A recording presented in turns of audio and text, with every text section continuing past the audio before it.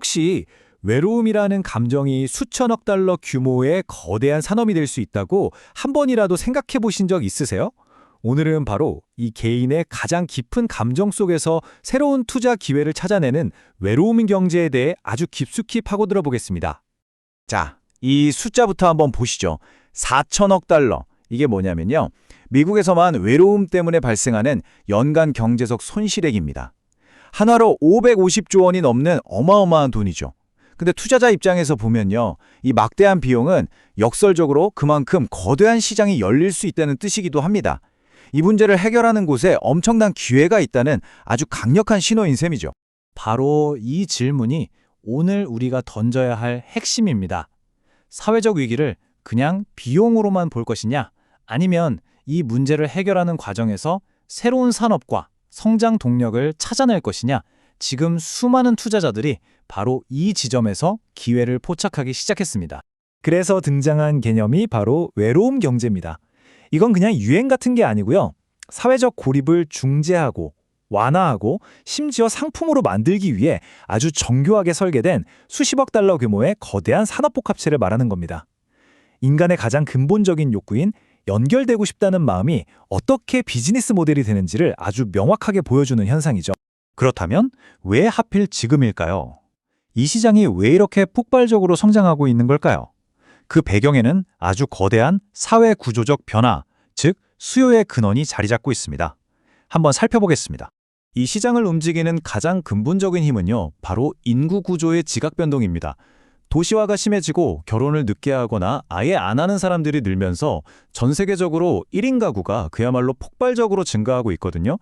이건 외로움 경제의 수요 기반이 구조적으로 아주 단단해지고 있다는 뜻입니다. 이 차트를 보시면 그 흐름이 정말 극명하게 드러나죠. 특히 대한민국 1인 가구 비율이 벌써 35%를 넘어서면서 미국을 크게 앞지르고 있습니다. 이게 뭘 의미하냐면요.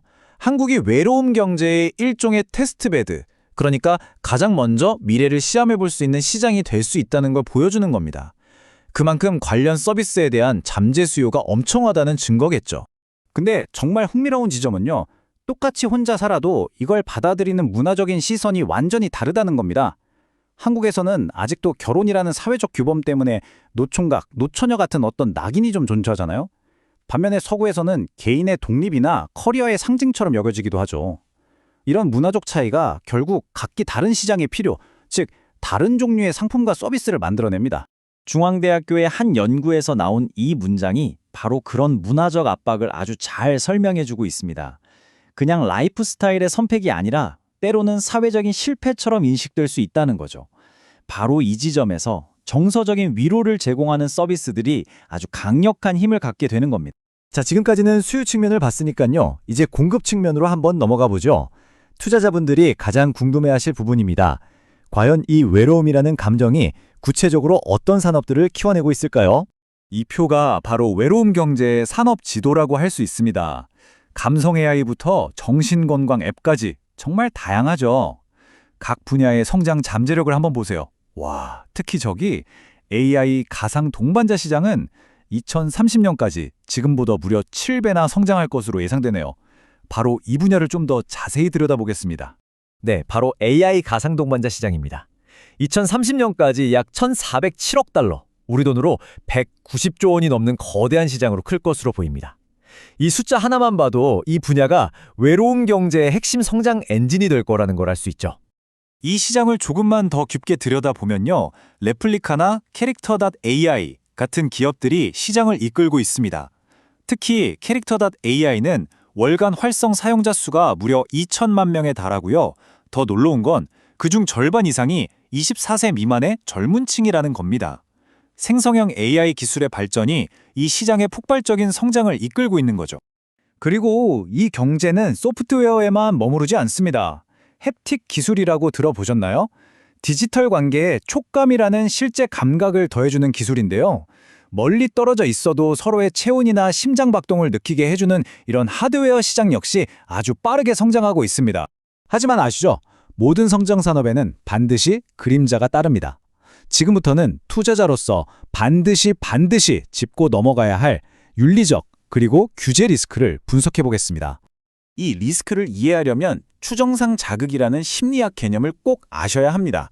이게 뭐냐면요. AI 동반자는 현실의 인간관계처럼 갈등이나 실망이 전혀 없는 완벽하게 나에게만 맞춰진 관계를 제공하거든요.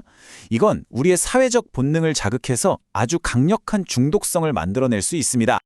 그리고 이런 리스크는 연쇄적으로 작용합니다. 먼저 AI에 대한 개인의 심리적 의존 같은 피해가 생기고요. 이건 곧 데이터 프라이머시 침해 같은 윤리적 문제로 이어집니다. 그리고 결국엔 EU의 AI법처럼 강력한 시장 규제를 불러오게 되죠. 투자자에게 이 규제 리스크는 가장 중요한 변수 중 하나입니다. 실제로 규제는 이미 현실이 되고 있습니다. 유네스코는 AI 윤리 권고를 통해 인간의 존엄성을 지켜야 한다고 강조하고 있고요. 유럽연합은 세계 최초로 직장이나 교육기관 안에서 사람의 감정을 분석하는 AI 사용을 금지했습니다. 이건 이 시장이 이제 법적 가이드라인이 만들어지는 성숙기로 접어들고 있다는 신호입니다. 자, 그럼 이 모든 걸 고려했을 때 외로움 경제의 장기적인 전망은 어떨까요? 이 시장이 가진 핵심적인 딜레마와 앞으로의 방향을 한번 정리해 보겠습니다. 바로 이 역설이 투자의 핵심 딜레마입니다.